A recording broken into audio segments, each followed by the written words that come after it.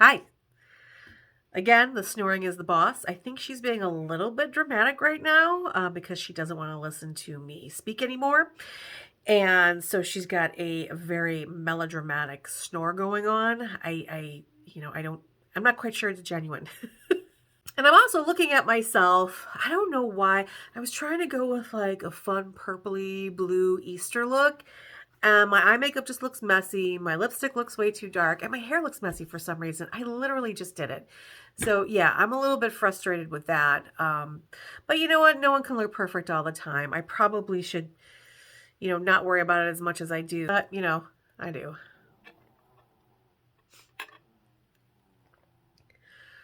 Tell me that snore was not melodramatic. Of course, none of that matters because you have questions, I have answers. Let's talk today about how far in advance you should be planning your vacation.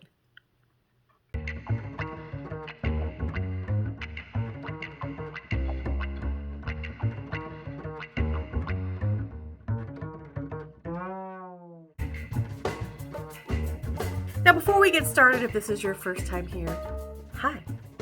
I'm Gretchen, Tipsy Travel Gal. I'm a licensed esthetician and a travel agent, and it is my goal to eat, drink, and spa my way around the world. I want to bring you with me, showing you some really amazing things to see, some fun things to do, and some delicious things to eat and drink. I love that ting, man. I love it. I'm going to do another one for good luck. My hope is to inspire you to travel, whether that be international or domestic. So if that sounds interesting to you and you like to hear about this kind of content, please consider subscribing to my channel. I would greatly appreciate it. Also included in the description of this video is a link to my GoFundMe page. I'm planning on updating it because a lot more has changed since I actually opened the GoFundMe, but check it out. And if you'd like to make a donation, I would very much appreciate that as well. But let's get on to the question of the day, which is how far in advance should you plan your vacation? For starters, let's talk about things that can restrict the length of time that you can plan your vacation. Number one is the airlines. Now, most airlines only have 9 months to a year out of airline schedules. They don't publish them beyond that. If you're wondering why, it's because they frequently change routes, they frequently change the planes that fly those routes, and of course, they frequently change the prices of those flights. So they usually keep it within that year time frame.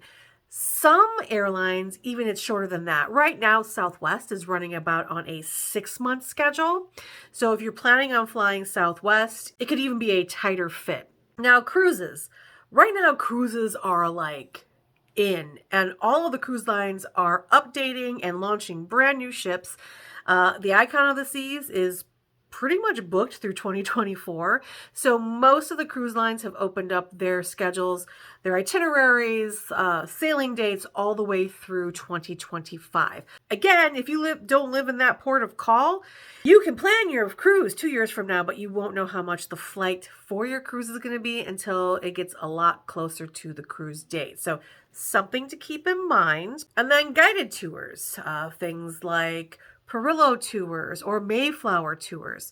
They go year by year, but I just got like Mayflower tours. I got some of their booklets through 2025. So you'll definitely have an idea of the itineraries and when the tours begin about a year in advance. But as I said, many of these tour companies are now starting to expand their itineraries all the way for 2 years. Same things apply for the airline tickets. So what are the issues with these restrictions? Well, like I said, we can't guarantee how much things are going to cost. We can kind of give you a range, but we can't guarantee it. For example, 2022. Who knew that flying to Florida on Christmas was going to cost $2,000 because Southwest Airlines had a meltdown? It just happened. So when you are saying, hey, I want to go on a cruise for Christmas in 2025, we don't know how much that airfare is going to be until the end of 2024. So, that can fluctuate and it might increase substantially the cost of your trip. Also, your circumstances could change. Someone in your family, a pet, advance, you could get sick. You might change jobs and not have the available vacation time to go on this trip. I had a group that was supposed to be going to Disneyland in 2 months, and 2 out of the 4 women are now expecting. So they had to push that back as well. So you never really know, what the circumstances are going to be years in advance. Now, to combat these issues, I highly, highly recommend getting travel insurance. That way, for example, if you become pregnant and you're going to be due at the time of the trip, you can cancel your trip and not be out all that money. Those are kind of your restrictions. So now let's talk about when you need to book really far in advance. You want to book at least 9 to 12 months in advance if you want to travel either during a special event or during the holiday season. Want to travel to Munich for Oktoberfest this year? Yeah, you need to be planning that now. In fact, I'm pretty sure the tickets for the tents are already on sale. You need to be on top of that. Spring break 2025, as soon as you get your kid's schedule, you need to start planning that trip, because I'm telling you, people start planning spring break like in June because of the availability and the pricing. Also, check your location. Who would think that getting a hotel room in Indianapolis would ever be difficult? Well, it is during the Indianapolis 500 over Memorial Day, and of course, they always host the March Madness tournament in March. So yeah, you want to definitely check the location. Now, how far in advance you can book this is really destination and event independent. So, for example, you can't currently book anything for Oktoberfest 2025.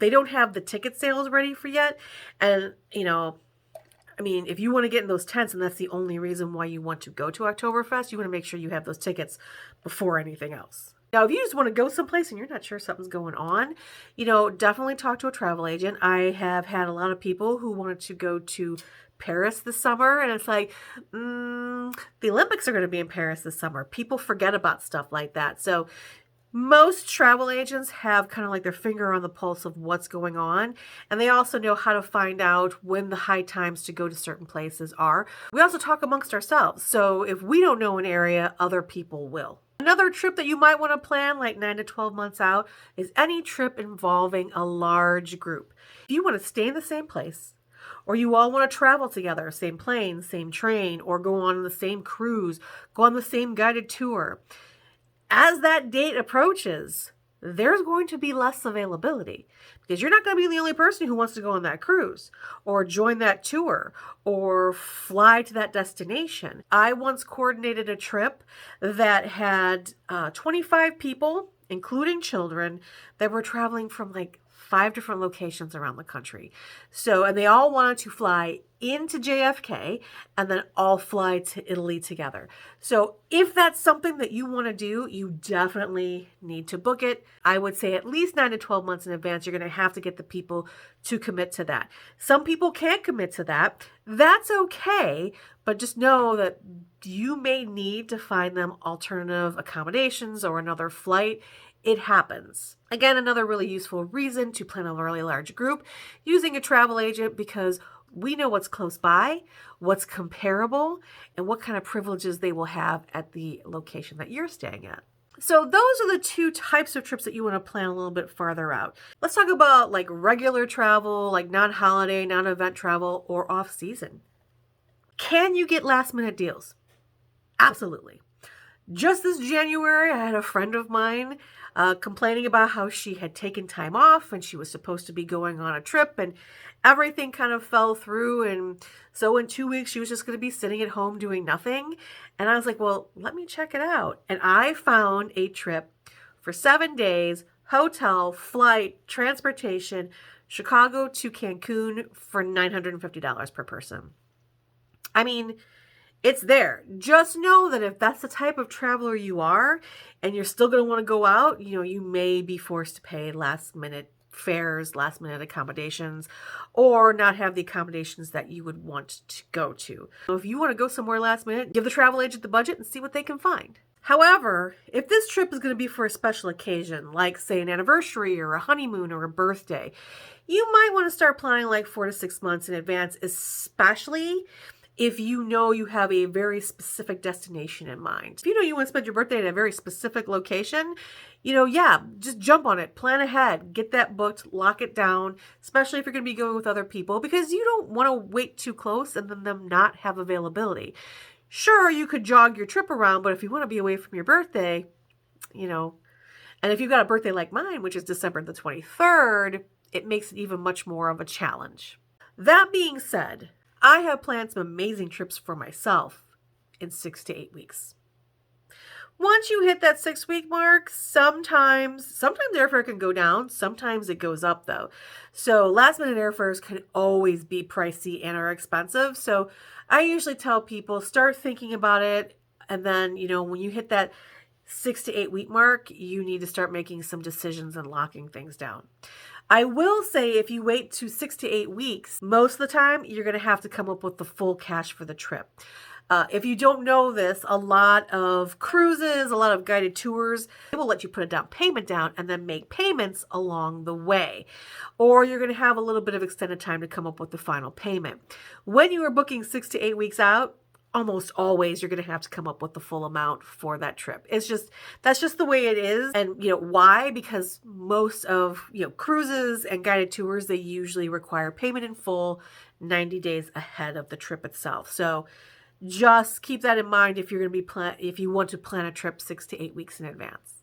And again, remember, the longer you wait, the more limited your options are. I am currently booking a trip to Hawaii for September. And as I was kind of like putting excursions in the days and kind of making this where they didn't have to think about what they were going to do that day, one of the days that I picked for one of the excursions, it was already sold out in September. I actually went on a trip to Paris. And unfortunately, we missed our train and we got to Paris a little bit later and all of the tickets for the Eiffel Tower were sold out.